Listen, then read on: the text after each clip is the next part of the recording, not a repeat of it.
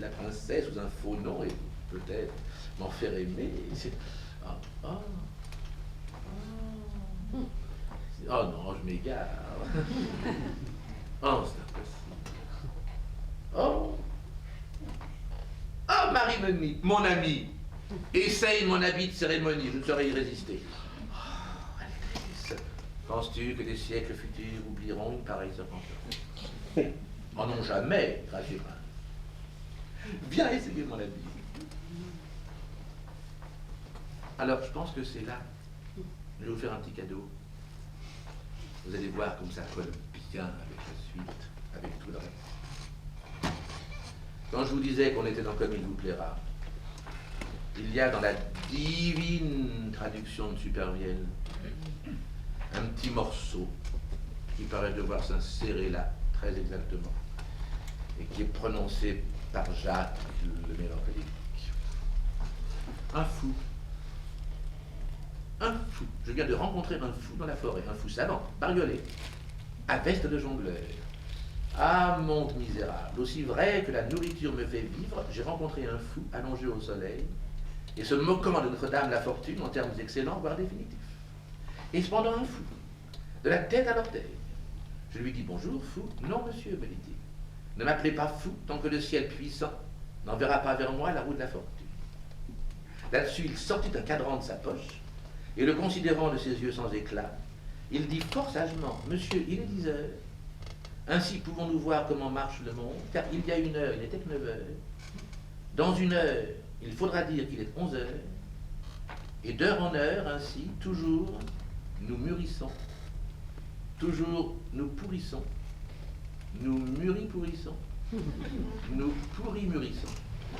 Et jusqu'à devenir, à la fin de l'histoire, un chef-d'œuvre parfait de pourriture. Et lorsque j'entendis le fou bariolé moraliser ainsi sur notre pauvre temps, mon gosier décida de chanter comme un coq à la pensée qu'un fou peut aller si avant dans la méditation et la contemplation, et j'ai ri sans arrêt 1 heure à son cadran.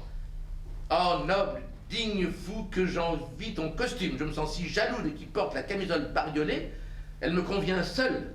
Mais commencez par bien vous sortir de la tête que je suis sage. Après quoi, je veux être libre comme le vent, avec les mêmes privilèges que le divan, qui souffle où il veut, jour et nuit. De grâce, mettez-moi l'habit bariolé pour que je puisse enfin dire ce que je pense.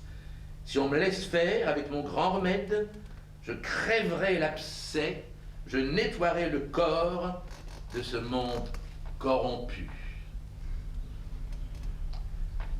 Nous sommes dans le jardin du roi de Bavière, Elsbeth et sa gouvernante, qu'on peut soupçonner d'être toujours un petit peu entre un roman et un bon verre. Oh, mes pauvres yeux vont pleurer, pleurer un torrent du ciel. Oh, tu es si bonne, moi aussi j'aimais Saint-Jean, il avait tant d'esprit. C'était pas un bouffon ordinaire. Alors dire que le pauvre homme est allé là-haut la veille aux fiançailles, lui qui ne parlait que de vous à dîner et à souper, tant que le jour durait, un garçon si gai, si amusant, qui faisait aimer la laideur, et que les yeux le cherchaient toujours en dépit d'eux-mêmes. On ne parle pas de mon mariage, ma chère. C'est encore là un plus grand malheur. Hein. Vous savez que le prince de Mantoue arrive aujourd'hui. On dit que c'est un Amadis. On ne dit du tout là, ma chère. Il est horrible et idiot, tout le monde le sait déjà ici. En vérité, moi on m'avait dit que j'étais un Amadis.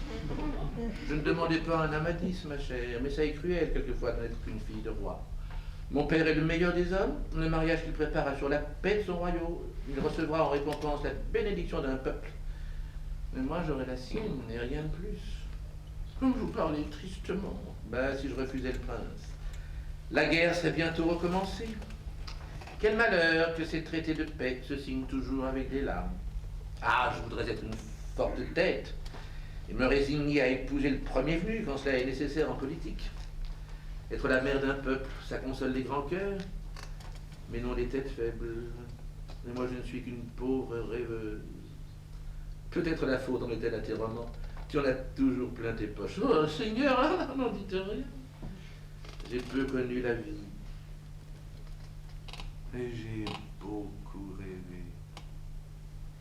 Bon, si le prince de Mantoue est tel que vous le dites, Dieu ne laissera pas cette affaire-là s'arranger, j'en suis sûr. Tu crois?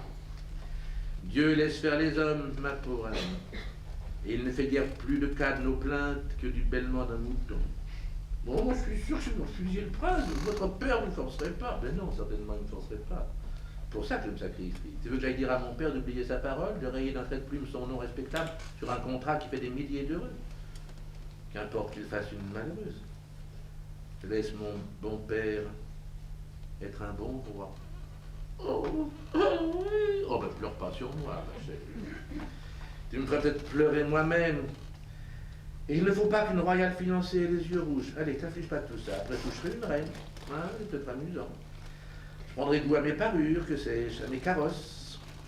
Heureusement qu'il y a pour une princesse autre chose dans un mariage qu'un mari. Je trouverai peut-être le bonheur au fond de ma corbeille de noces. Alors, vous êtes un vrai agneau, Pascal.